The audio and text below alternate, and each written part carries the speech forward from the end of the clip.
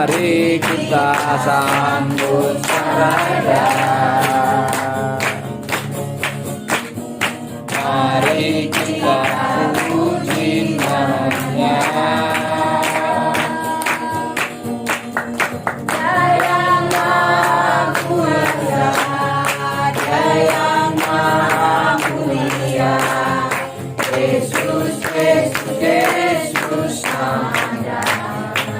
Haleluya.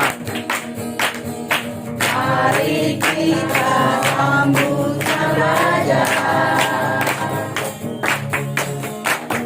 Mari kita puji nama-Nya. Dia yang Maha Mulia, Dia yang Maha Kuasa. Yesus, Yesus, Yesus namanya. Puji Hosana, puji Hosana, puji Hosana, mulia namanya. Puji Hosana, puji Hosana.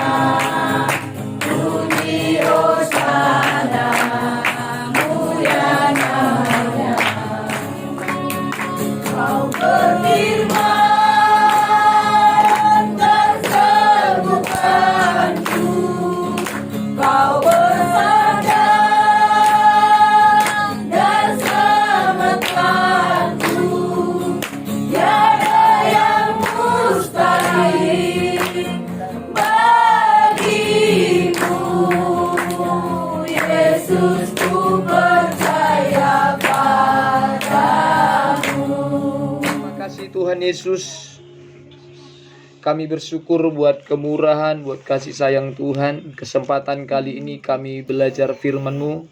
Urapi hamba-Mu, urapi seluruh sidang jemaat Tuhan. Kiranya Engkau berkata-kata kepada hamba-Mu sehingga isi hati Tuhan boleh tersampaikan kepada semua kami. Sehingga kami mengalami perubahan, mengalami pemulihan, mengalami karakter yang lebih berkenan di hadapan Tuhan. Kami belajar firman-Mu di dalam nama Tuhan Yesus. Kami berdoa mengucap syukur puji Tuhan. Amin. Shalom Bapak Ibu Saudara. Shalom.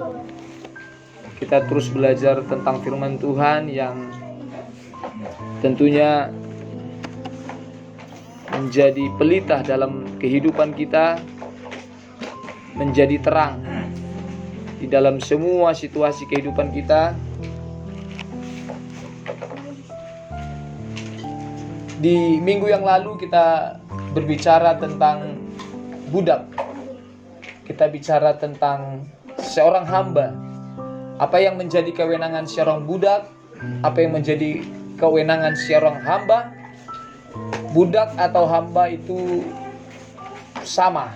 Bapak Ibu, di minggu yang lalu hamba Tuhan sampaikan bahwa seorang budak itu adalah seseorang yang berkewajiban hanya untuk mematuhi dan melakukan perintah sang majikan. Tidak ada kewenangan budak atas dirinya. Budak tidak memiliki kepentingan pribadi. Ya, kalau hamba Tuhan sampaikan budak itu sama dengan hamba. Lalu hamba Tuhan sampaikan pembantu juga itu serupa. Nah, orang-orang yang hidup di dalam Yesus digambarkan adalah seorang budak yang mengabdi kepada Tuhan. Orang percaya ketika hidup di dalam Yesus tentunya mereka secara otomatis akan menjadi seorang budak yang akan melakukan apa yang diperintahkan oleh sang majikan. Tidak ada perintah selain perintah untuk menyukakan hati tuannya. Lalu ketika kita percaya dan mengikuti, melakukan apa yang Tuhan perintahkan, secara otomatis kita akan menjadi seorang budak. Dalam kesempatan kali ini saudara, kita akan berbicara tentang budak. Budak seperti di minggu lalu, kita bicara budak di minggu lalu adalah budak di hadapan Allah. Dan sekarang saudara, kita punya tema bukan budak dosa. Budak adalah seorang suruhan. Kewajiban budak adalah melakukan perintah sang majikan. Itu sudah diuraikan di minggu lalu, saudara. Semoga Bapak Ibu memahami dan mengerti. Seorang budak tidak pernah memiliki kehendak pribadi dalam hidupnya. Semuanya suka-suka sang Tuhan. Amin. Amin. Ya. Terus, jika seorang sedang berbuat dosa, maka secara otomatis ia sedang menjadi budak dosa. Orang yang percaya kepada Yesus dengan otomatis akan menjadi budak kebenaran, akan menjadi otomatis budaknya Allah. Nah, tetapi ada pilihan di samping menjadi budaknya Allah.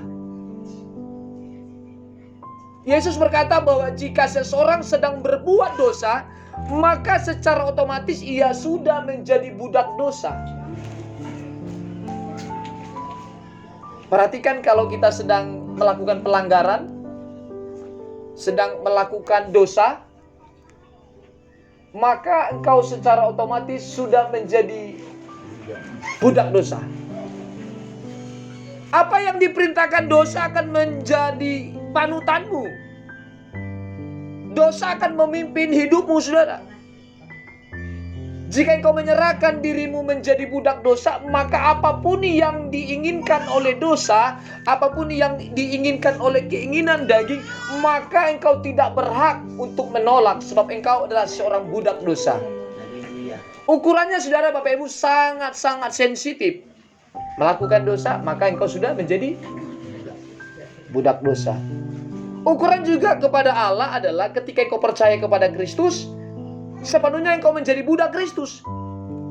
Dan ada tantangannya, ada versusnya, ada bandingannya, ada lawannya, saudara. Tergantung bagaimana kita menyikapi. Kalau engkau hanya sekedar percaya kepada Yesus tetapi tidak melakukan perbaikan diri, maka engkau tidak layak disebut sebagai hamba Allah. Tidak layak engkau disebut sebagai budaknya Allah. Dan saya mau sampaikan, ketika engkau benar-benar budaknya Allah, kapanpun engkau tidak akan pernah beralih kepada budaknya dosa. Amin. Amin. Kalau kita berfokus kepada budaknya Allah, ya tentu apa yang Tuhan perintahkan kita akan kerjakan. Lalu juga engkau melenceng melakukan dosa, secara otomatis juga saudara adalah seorang budaknya dosa. Ketika saudara menjadi seorang budaknya dosa, maka apapun yang dosa perintahkan engkau akan lakukan. Engkau tidak berhak untuk menolak, sebab engkau adalah seorang budak di dalam dosa. Apapun perbuatan yang sedang engkau lakukan yang menyinggung, yang melanggar firman Allah, maka engkau adalah seorang budak. Bapak Ibu Saudara, kita baca Alkitab kita di dalam Yohanes pasal 8 ayat ke-34. Kita akan menyadari bahwa betapa buruknya, betapa hancurnya ketika kita masih berkompromi dengan dosa. Baik, kita akan baca di dalam Yohanes pasal 3, Yohanes pasal 8 ayat yang ke-34. Sudah dapat semua? Amin. Yuk, Ibu Gembala silakan. Firman Tuhan, bahwa setiap orang yang berbuat dosa adalah hamba dosa. Bahwa setiap orang yang berbuat dosa adalah hamba dosa. Haleluya. Yesus sampaikan bahwa setiap orang, siapapun Anda, ketika engkau melakukan dosa, maka engkau sedang menjadi hamba dosa. Lalu bagaimana keputusan kita di masa lampau? Keputusan kita di hari yang lalu? Keputusan kita kemarin? Kita menyatakan bahwa kita adalah Kristen, yang seharusnya menjadi pengikut Kristus. Tetapi di dalam kekristenan kita justru kita masih melakukan dosa sehingga engkau menjadi hamba dosa. Tidak ada komitmen di dalamnya. Engkau yang berkeputusan menjadikan dirimu adalah hamba Allah, maka ketika engkau benar-benar menjadi hamba Allah, kapanpun engkau tidak akan pernah berbuat dosa. Jadi kalau sebentar menjadi hamba Allah, lalu sebentar lagi menjadi hambanya dosa, oh ini lomo-lomo ini, si lomo-lomo dogornya, si dua jambar. Adong nasa Morgota, boy nasa Morgota tong. Boy, Margota mana langsung Margota? Silakan monggo. Harus dipilih sudah, apakah menjadi hambanya Allah atau menjadi hamba dosa. Dan pada sejatinya seorang Kristen tidak akan pernah disebut sebagai hamba dosa. Sebab ketika engkau percaya kepada Yesus, engkau sudah menjadi seorang budak di hadapan Allah. Ini sensitif, saudara. Ya, ini nggak karuan ini kalimat Yesus berbuat dosa lalu menjadi hamba dosa. Saya mau tanya, satu hari ini yang melakukan dosa siapa kira-kira? Secara otomatis engkau sedang menjadi budaknya dosa. Lalu minta ampun, kembali menjadi budaknya Allah. Besok lagi melakukan dosa, budaknya dosa lagi nih. Besok lagi minta ampun, budaknya Kristus lagi nih. Tetapi saya mau sampaikan, ketika engkau benar-benar menjadi budaknya Kristus, maka engkau tidak akan pernah berlari, tidak akan pernah berpindah menjadi budak dosa. Amin. Ini orang yang sungguh-sungguh tidak hanya sekedar Kristen, tetapi mendalami kekristenan itu seperti apa. Tidak akan pernah budak yang pertama dalam sekian waktu dia akan berubah menjadi budaknya ini, dalam sekian detik berubah lagi menjadi budaknya itu, saudara. Ini pelin-pelan, suka-suka, silomo-lomo. Nggak bisa, saudara. Kristen adalah pengikut Kristus, sepenuhnya teladan Kristus yang menjadi contoh kita. Haleluya. Tidak ada yang lain. Kalau kau benar-benar mengasihi Tuhan Allah, hidup di dalam Kristen, hidup di dalam Yesus, maka sampai kapanpun kita tidak akan pernah disebut sebagai budak dosa. Tetapi kita sering kurang menyadari, ya, bahwa dosa sering sekali menjadi tuan atas saudara. Dosa akan menjadi pemimpin atas hidupmu. Sedang kau melakukan apapun, maka engkau sedang dipimpin oleh yang sedang memerintahmu.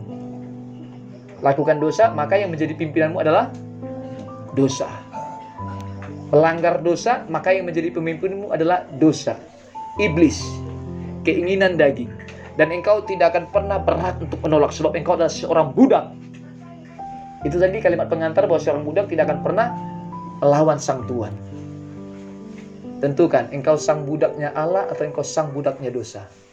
Sekali lagi saya mau sampaikan, ketika engkau benar-benar menjadi sang budaknya Allah, maka tidak akan mungkin engkau menjadi budaknya dosa. Haleluya.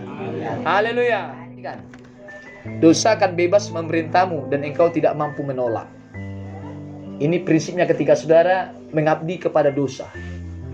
Dosa seperti apa, Pak Pendeta? Sudah dosa. Dan harus dijelaskan dosa sama dia. Itu banyak sekali tentang dosa. Perhatikan, banyak sekali tentang dosa. Banyak sekali. Hal apa yang engkau hari ini kerjakan, yang engkau tahu bahwa itu adalah satu pelanggaran, itu dosa. Dan perhatikan, engkau sedang menjadi budak atas dosa. Tetapi pada prinsipnya, ketika engkau benar-benar menjadi budaknya Allah, tidak akan pernah engkau menjadi budak dosa. Amin. Amin. Haleluya. Haleluya. Ya, jadi kalau pas lakukan dosa, aduh Tuhan, udah budak dosa ini, harus minta ampun. Ya. Haleluya. Haleluya. Haleluya. Haleluya. Baik saudara, kita perhatikan jalan benar untuk keluar dari persoalan itu. Kita harus tentukan. Dang boys 2 cabar. Profesimu harus satu, tujuannya harus satu. Yesus sampaikan bahwa ke kiri atau ke kanan, atau disampaikan pada jalan yang sempit atau jalan yang luas. Engkau akan masuk pada pintu yang sesak itu. Adakah pintu yang lebar? Ada. Makanya Tuhan sampaikan jangan menjadi si 2 cabar. Tentukan pilihanmu, saudara. Haleluya. Haleluya. Ketika engkau masuk kepada pintu yang sesak itu, maka engkau harus berjuang. Hitir-hitir. Berjuang.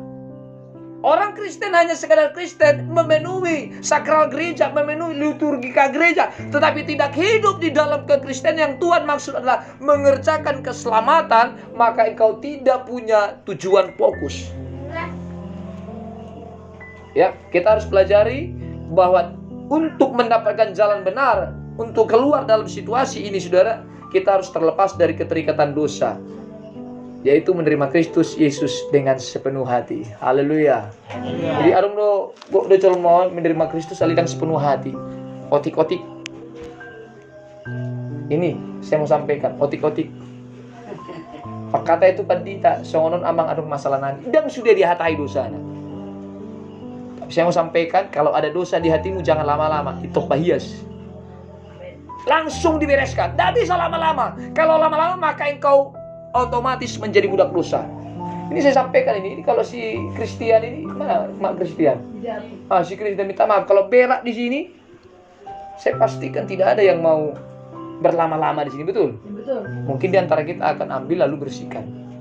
Dan kebanyakan dan faktanya orang Kristen justru memperbusuk dosa yang ada pada tubuhnya, yang ada pada dirinya sehingga dia menjadi budak dosa. Dia tahu itu dosa. Dia paham itu dosa, saudara. Otaknya tahu itu dosa, hatinya tahu itu dosa, pikirannya dia tahu itu dosa. Tetapi untuk keluar dari sana tidak bisa. Yang bisa mengeluarkan engkau dari situasi itu adalah menerima Yesus Kristus secara sepenuh. Amin. Penuh dong, gak ada sikit-sikit. Penuh. Serahkan sepenuh hidup kita kepada Tuhan. Ini aku Tuhan. Haleluya. Sebab aku adalah budaknya Allah. Yang aku tidak punya kewenangan apapun, tetapi yang punya kewenangan penuh atas hidupku adalah Allah. Haleluya. Haleluya. Jadi semua harapan kita hanya kepada Allah, tidak ada kepada yang lain. Amin. Kalau engkau hari ini sudah menikah beberapa lama tidak punya anak, ingat fokusmu menyukakan hati Tuhan, sebab engkau adalah seorang budak.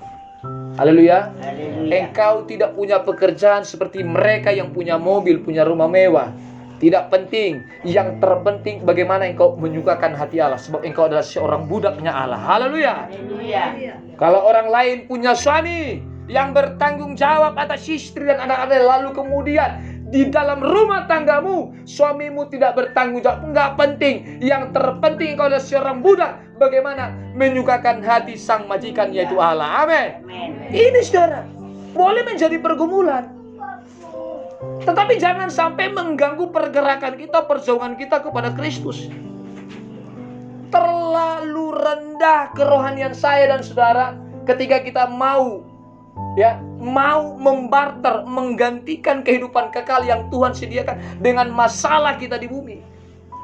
Dengan kegiatan dosa yang kita lakukan dalam setiap waktu. Terlalu kecil kemuliaan yang Allah Tuhan sudah sediakan. Kalau Bapak Ibu Saudara punya fokus, bahwa suatu kali aku akan hidup dimuliakan bersama Kristus di langit baru, di bumi baru, maka engkau akan bergegas keluar dari zonamu, keluar dari kubanganmu, keluar dari lumpur dosamu. Yuk mari, yang bisa memampukan saya dan saudara untuk keluar dari kubangan adalah Roh Kudus. Haleluya. Mintalah Roh Kudus. Yesus sampaikan, mintalah maka kamu akan diberi. Cari maka kamu akan mendapatkan. Lalu ketuklah pintu, maka pintu akan dibukakan. Maksud di sana adalah bagaimana kita mencari, meminta Roh Allah untuk benar-benar memimpin kita masuk pada kebenaran Allah. Amin. Oh ini ya. Terus mari kita buka kita selanjutnya di dalam Roma pasal 6 ayat 17. Roma pasal 6 ayat 17 dan 18, silakan. Firman Tuhan, tetapi syukur kepada Allah, dahulu memang kamu hamba dosa. Saudara, jelas Alkitab Paulus mengatakan bahwa dahulu kamu adalah seorang hamba dosa. Perhatikan, ini perlu dipahami. Bahwa dahulu kemarin natuari 1 detik ke belakang bahwa kamu jelas adalah seorang hamba dosa. Dahulu. Terus. Tetapi sekarang kamu, perhatikan. Sekarang kamu terus dengan segenap hati telah mentaati pengajaran yang telah diteruskan kepadamu. Ayat 18. Kamu telah dimerdekakan dari dosa dan menjadi hamba kebenaran. Amin. Kemarin kamu adalah hamba dosa, tetapi sekarang kamu adalah menjadi hamba kebenaran. Dan ketika engkau hidup menjadi hamba kebenaran, tidak akan pernah engkau kembali kepada hamba dosa. Haleluya. Engkau hidup kembali nonon, hati-hati sama si doja pernah namun. Gak bisa. Kalau kemarin aku hamba dosa Tuhan, hari ini aku menjadi hamba kebenaran. Apa yang ada di hatimu, kebusukan apa yang ada di hatimu, cepat-cepat mari bersihkan. Cepat-cepat, amin. Cepat-cepat, ya. Haleluya. Haleluya. Baik saudara, kita ayat terakhir dalam Roma pasal 6 ayat ke-22 kita baca sebagai ayat terakhir. Roma pasal 6 ayat 22.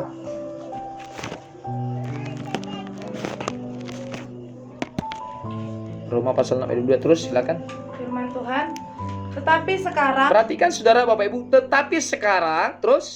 setelah kamu dimerdekakan dari dosa, Nah, ketika engkau berpindah dari budak dosa kepada budaknya Allah, dari dari hambanya dosa menjadi hambanya Allah, maka terus dan setelah kamu menjadi hamba Allah, kamu beroleh buah yang membawa kamu kepada pengudusan, dan sebagai kesudahannya ialah hidup yang kekal. berpindah dari dosa, dari hamba dosa masuk kepada hambanya Allah, maka ada buah yang kita raih. Sebagai kesudahannya ialah hidup yang kekal. Amin. Amin. Haleluya. Haleluya. Mengalami, memperoleh pengudusan, membawa kita kepada pengudusan, dan sebagai kesudahannya ialah hidup yang kekal.